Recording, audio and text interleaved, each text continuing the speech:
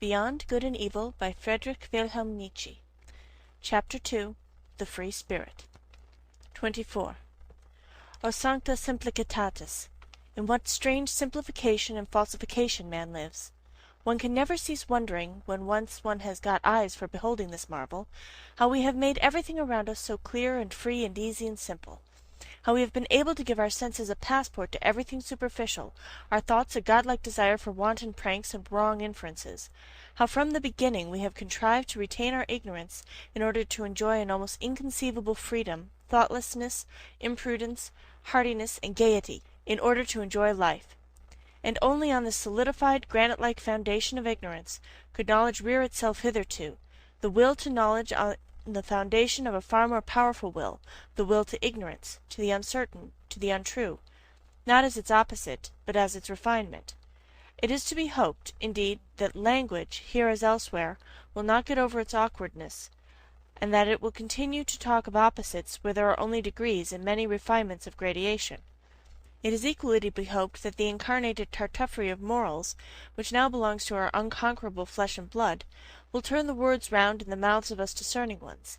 Here and there we understand it, and laugh at the way in which precisely the best knowledge seeks most to retain us in this simplified, thoroughly artificial, suitably imagined, and suitably falsified world, at the way in which, whether it will or not, it loves error, because as living itself it loves life. 25. After such a cheerful commencement, a serious word would fain be heard. It appeals to the most serious minds. Take care, ye philosophers and friends of knowledge, and beware of martyrdom, of suffering for the truth's sake, even in your own defense. It spoils all the innocence and fine neutrality of your conscience. It makes you headstrong against objections and red rags. It stupefies, animalizes, and brutalizes, when in the struggle with danger, slander, suspicion, expulsion, and even worse consequence of enmity, ye have at last to play your last card as protectors of truth upon earth, as though the truth were such an innocent and incompetent creature as to require protectors. And you, of all people, ye knights of the sorrowful countenance, messieurs loafer and cobweb spinners of the spirit, finally ye know sufficiently well that it cannot be of any consequence if ye just carry your point. Ye know that hitherto no philosopher has carried his point, and that there might be a more laudable truthfulness in every little interrogative mark which you place after your special words and favourite doctrines, and occasionally after yourselves, than in all the solemn pantomime and trumping games before accusers and law courts. Rather go out of the way, flee into concealment, and have your masks and your ruses, that ye may be mistaken for what you are, or somewhat feared. And pray, don't forget the garden with golden trellis-work, and have people around you who are as a garden, or as music on the waters at eventide, when the day becomes a memory. Choose the good solitude, the free, wanton, lightsome solitude, which also gives you the right still to remain good in any sense whatsoever. How poisonous, how crafty, how bad does every long war make one, for which cannot be waged openly by means of force! How personal does a long fear make one, a long watching of enemies, of possible enemies, these pariahs of society, these long-pursued, badly persecuted ones, also the compulsory recluses, the Spinozas and Gordiano Brunos, always become in the end, even under the most intellectual masquerade, and perhaps without being themselves aware of it, refined vengeance-seekers and poison-brewers. Just lay bare the foundations of Spinoza's ethics and theology.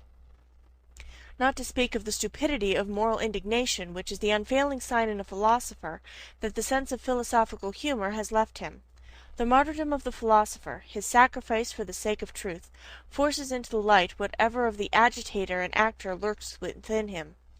And, if one has hitherto contemplated him only with artistic curiosity, with regard to many a philosopher it is easy to understand the dangerous desire to see him also in his deteriorated into a martyr, into a stage and tribune brawler.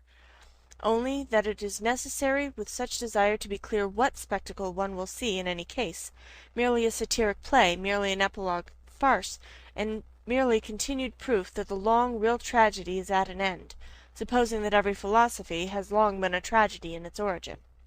26. Every select man strives instinctively for a citadel and a privacy where he is free from the crowd, the many, the majority, where he may forget men who are the rule as their exception, exclusive only of the case in which he is pushed straight to such men by still stronger instinct, as a discerner in the great and exceptional sense. Whoever, in intercourse with men, does not occasionally glisten in all the green and grey colours of distress, owing to disgust, satiety, sympathy, gloominess, and solitariness, is assuredly not a man of elevated tastes. Supposing, however, that he does not voluntarily take all this burden and disgust upon himself, that he persistently avoids it and remains, as I said, quietly and proudly hidden in his citadel, one thing is then certain, he was not made, he was not predestined for knowledge. For as such he would one day have to say to himself, "The devil take my good taste, but the rule is more interesting than the exception, than myself the exception."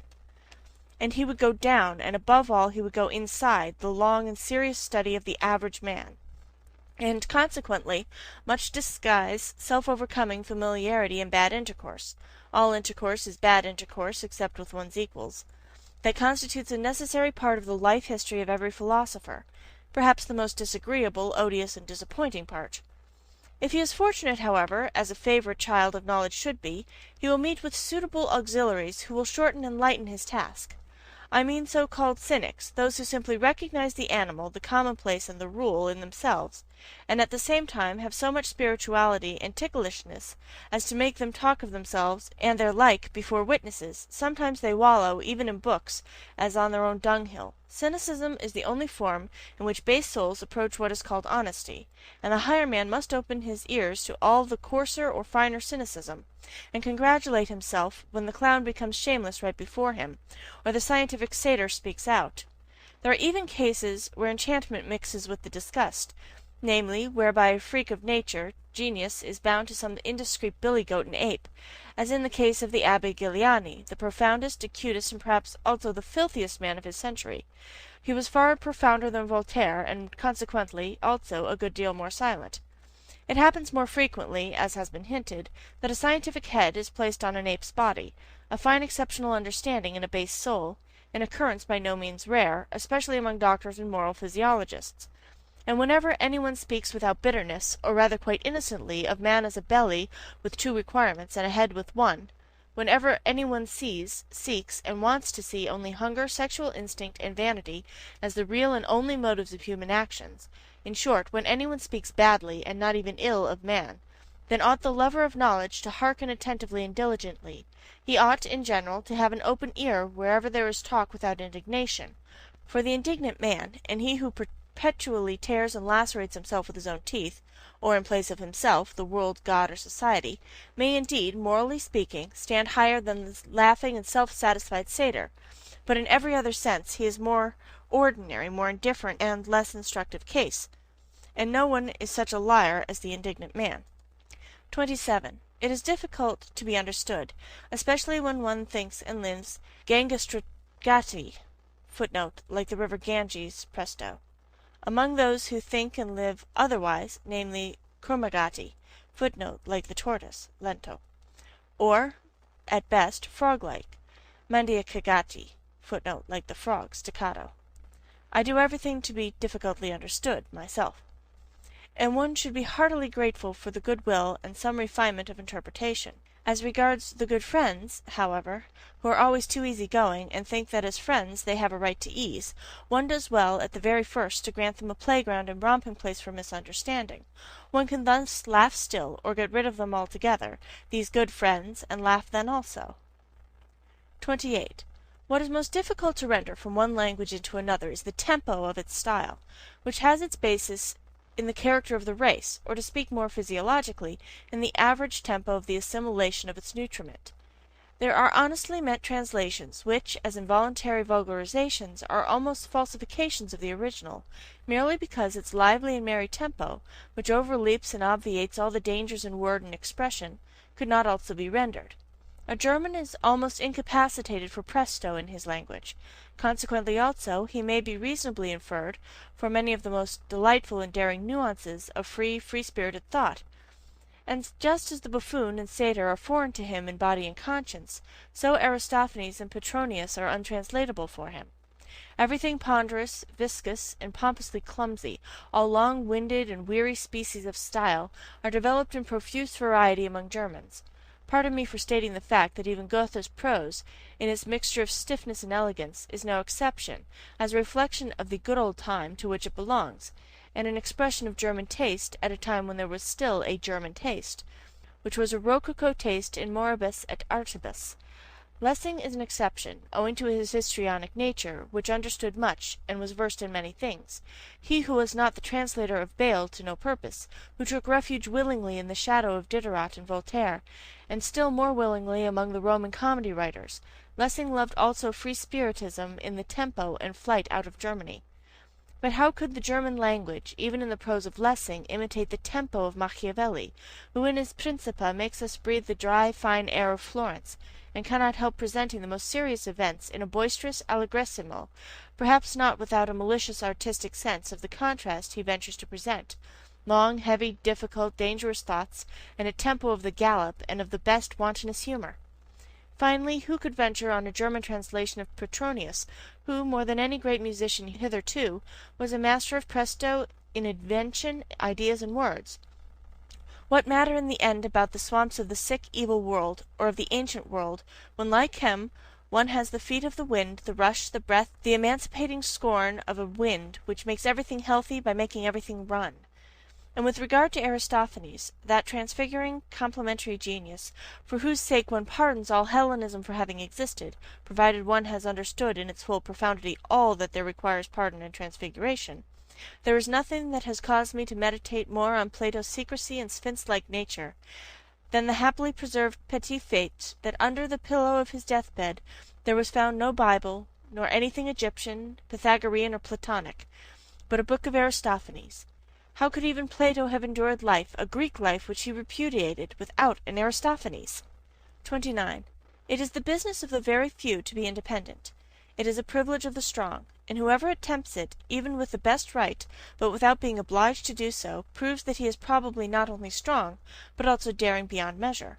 He enters into a labyrinth, he multiplies 1,000-fold the dangers which life in itself already brings with it, not the least of which is that no one can see how and where he loses his way, becomes isolated, and is torn piecemeal by some minotaur of conscience. Suppose such a one comes to grief, it is so far from the comprehension of men that they neither feel it nor sympathize with it, and he can no longer go back, he cannot even go back to the sympathy of men. 30.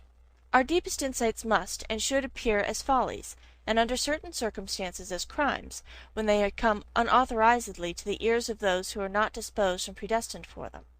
The exoteric and the esoteric, as they were formerly distinguished by philosophers, among the Indians, as among the Greeks, Persians, and Mussulmans, in short, wherever people believed in gradations of rank, not in equality and equal rights, are not so much in contradistinction to one another in respect to the exoteric class, standing without and viewing, estimating, measuring, and judging from the outside, and not from the inside. The more essential distinction is that the class in question views things from below upwards, while the esoteric class view things from above downwards. There are heights of the soul from which tragedy itself no longer appears to operate tragically, and if all the woe in the world were taken together, who would dare to decide whether the sight of it would necessarily seduce and constrain to sympathy, and thus to a doubling of the woe? That which serves the higher class of men for nourishment or refreshment must also be poison to an entirely different and lower order of human beings. The virtues of the common man would perhaps mean vice and weakness in the philosopher. It might be possible for a highly developed man, supposing him to degenerate and go to ruin, to acquire qualities thereby alone, for the sake of which he would have been honored as a saint in the lower world in which he had sunk. There are books which have an inverse value for the soul and the health according as the inferior soul and the lower vitality, or the higher and more powerful, make use of them. In the former case they are dangerous, disturbing, and unsettling books. In the latter case there are herald calls which summon the bravest to their bravery. Books for the general reader are always ill-smelling books. The odor of paltry people clings to them. Where the populace eat and drink, and even where they reverence, it is accustomed to stink. One should not go into churches if one wishes to breathe pure air. 31. In our youthful years we still venerate and despise without the art of nuance, which is the best gain of life, and we have rightly to do hard penance for having fallen upon men and things with yea and nay. Everything is so arranged that the worst of all tastes, the taste for the unconditional, is cruelly befooled and abused, until a man learns to introduce a little art into his sentiments, and prefers to try conclusions with the artificial as do the real artists of life. The angry and reverent spirit, peculiar to youth, appears to allow itself no peace, until it has suitably falsified men and things, to be able to vent its passion upon them. Youth in itself even is something falsifying and deceptive. Later on, when the young soul, tortured by continual disillusions, finally turns suspiciously against itself, still ardent and savage even in its suspicion and remorse of conscience, how it upbraids itself, how impatiently it tears itself, how it revenges itself for its long self-blinding as though it had been a voluntary blindness. In this transition one punishes oneself by distrust of one's sentiments, one tortures one's enthusiasm with doubt, one feels even the good conscience to be danger, and if it were the self-concealment and lassitude of a more refined uprightness, and above all one espouses upon the principle the cause against youth, a decade later, and one comprehends that this was also still youth. 32. Throughout the longest period of human history, one calls it the prehistoric period, the value or non-value of an action was inferred from its consequence. The action in itself was not taken into consideration, any more than its origin, but pretty much as in China at present, where the distinction or disgrace of a child redounds to its parents, the retro-operating power of success or failure was what induced men to think well or ill of an action. Let us call this period the pre-moral period of mankind. The imperative, know thyself, was then still unknown. In the last 10,000 years, on the other hand, on certain large portions of the earth, one has gradually got so far that one no longer lets the consequences of an action, but its origin, decide with regards to its worth. A great achievement as a whole, an important refinement of vision and criterion, the unconscious effort of the supremacy of aristocratic values and of the belief in origin, the mark of a period which may be designated in the narrower sense as the moral one. The first attempt at self-knowledge is thereby made. Instead of the consequence, the origin, what an inversion of perspective! And assuredly an inversion effected only after long struggle and wavering. To be sure, an ominous new superstition, a peculiar narrowness of interpretation, attained supremacy precisely thereby. The origin of an action was interpreted in the most definite sense possible as origin out of intention. People were agreed in the belief that the value of an action lay in the value of its intention. The intention is the sole origin and antecedent history of an action. Under the influence of this prejudice moral praise and blame have been bestowed, and men have judged and even philosophized almost up to the present day. Is it not possible, however, that the necessity may now have arisen of again making up our minds with regards to the reversing and fundamental shifting of values, owing to a new self-consciousness and acuteness in man? Is it not possible that we may be standing on the threshold of a period which, to begin with, would be distinguished negatively as ultra-moral? Nowadays, when at least among us immoralists, the suspicion arises that the decisive value of an action lies precisely in that which is not intentional, and that all its intentionalness, all that is seen, sensible, or sensed in it, belongs to its surface or skin, which, like every skin, betrays something, but conceals still more. In short, we believe that the intention is only a sign or symptom which first requires an explanation, a sign, moreover, which has too many interpretations, and consequently hardly any meaning in itself alone, that morality, in the sense in which it has been understood hitherto, as intention morality, has been a prejudice, perhaps a prematureness or preliminariness, probably something of the same rank as astrology and alchemy, but in a case something which must be surmounted. The surmounting of morality, in certain sense even the self-mounting of morality, let that be the name for the long secret labor which has been reserved for the most refined, the most upright, and also the most wicked consciences of today, as the living touchstones of the soul. 33. It cannot be helped. The sentiment of surrender, of sacrifice for one's neighbor, and all self-renunciation morality, must be mercilessly called to account, and brought to judgment, just as the aesthetics of disinterested contemplation, under which the emasculation of art nowadays seeks insidiously enough to create itself good conscience.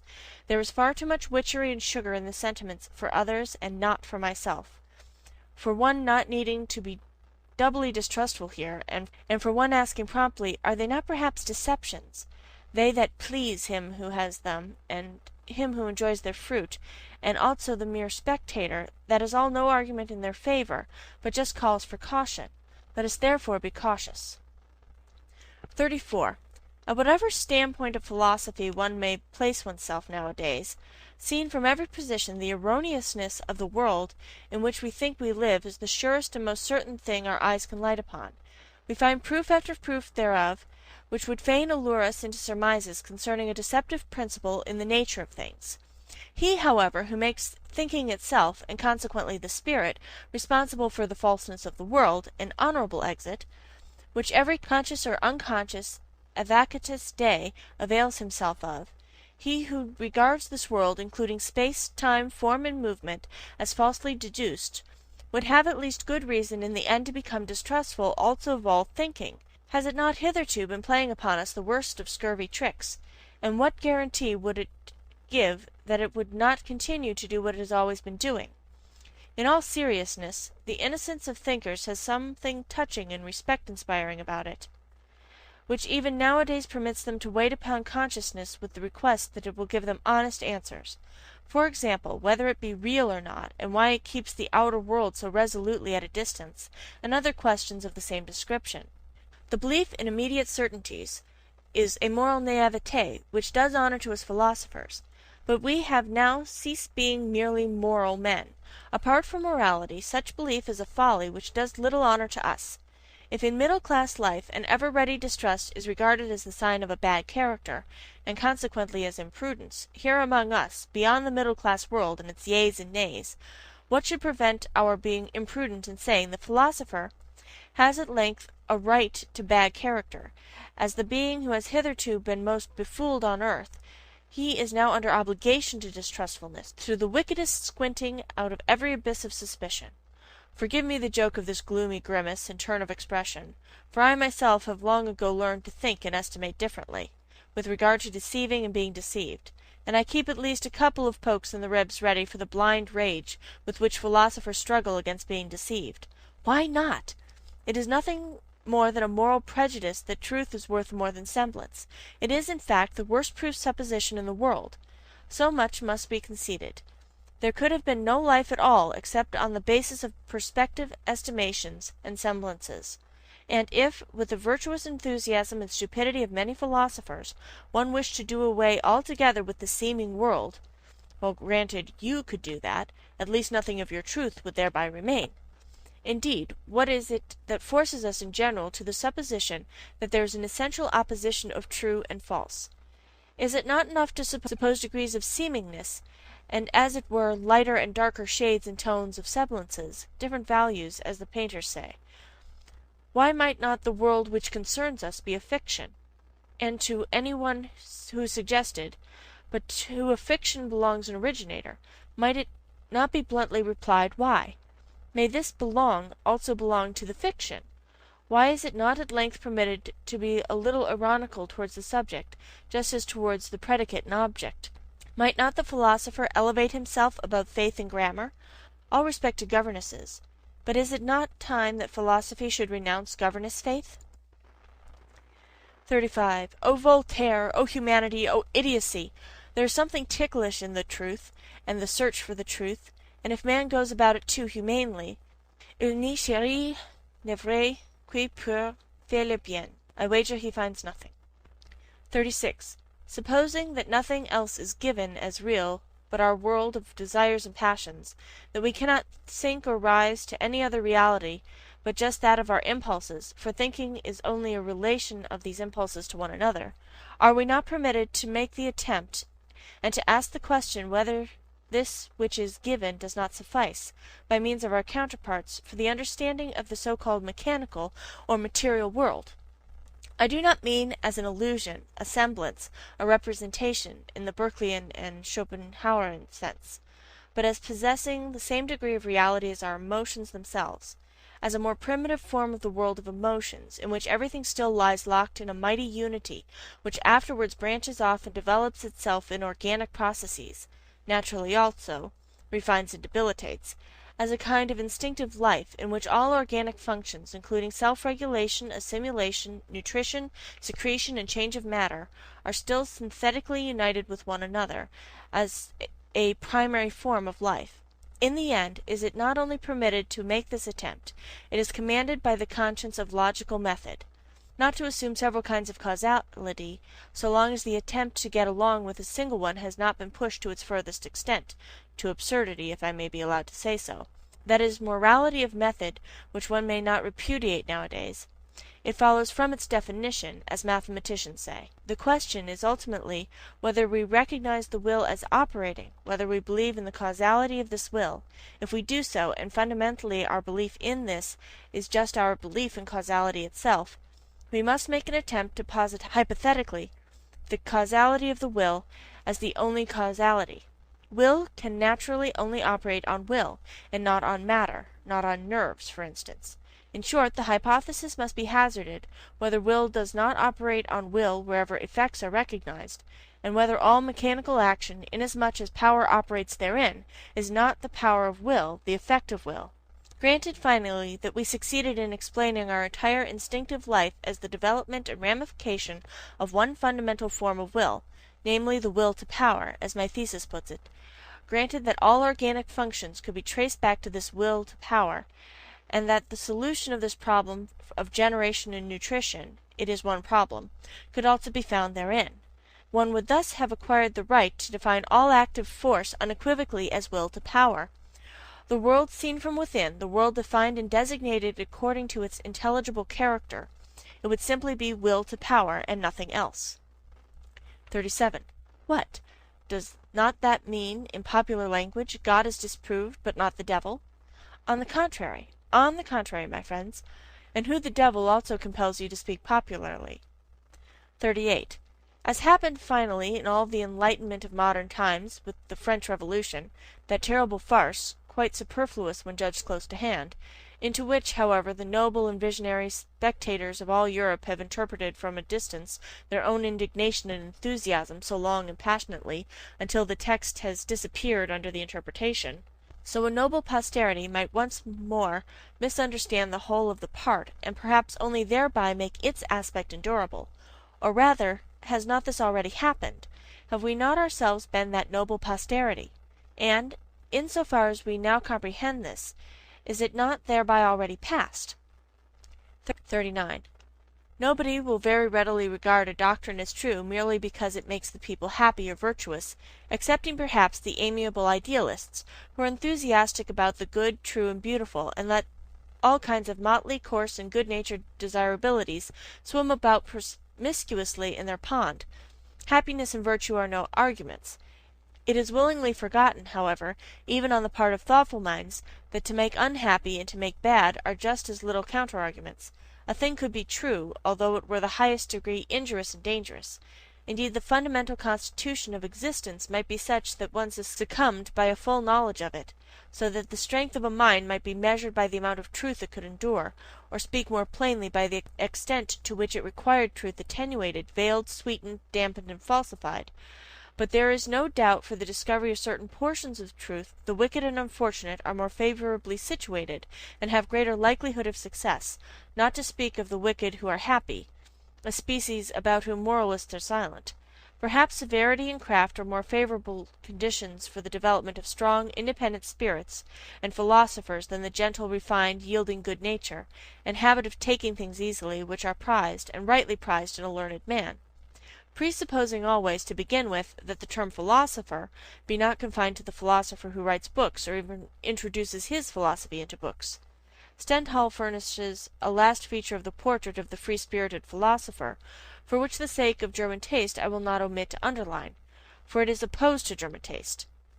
Pour être très bon philosophie, says this last great psychologist, il faut être sec, clair sans illusion, un banquier qui fait fortune, et une partie de caractère requis pour faire des couvertures en philosophie, c'est-à-dire pour voir clair dans ce qui est.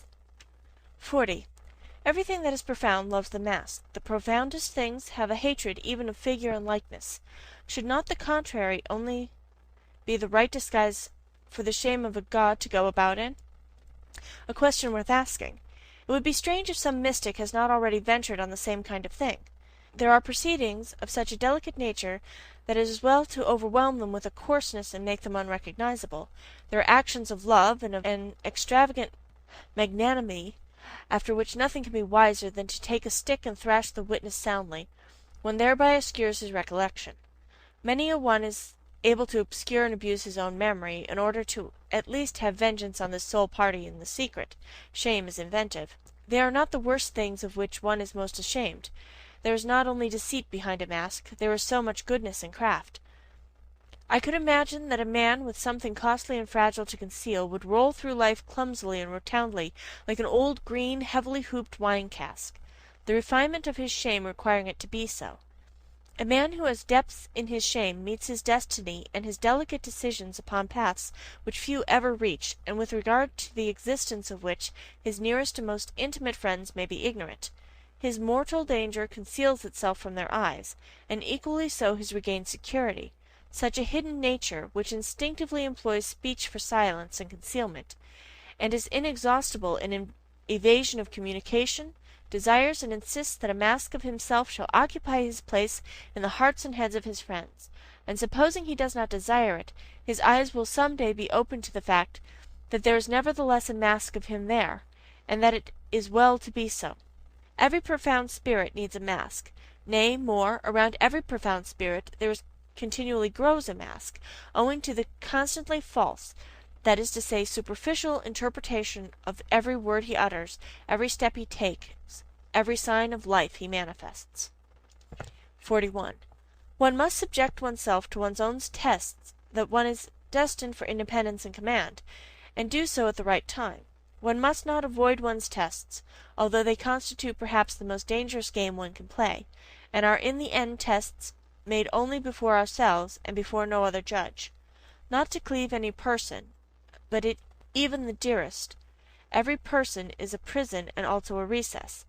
Not to cleave to a fatherland, be it even the most suffering and necessitous, it is even less difficult to detach one's heart from a victorious fatherland.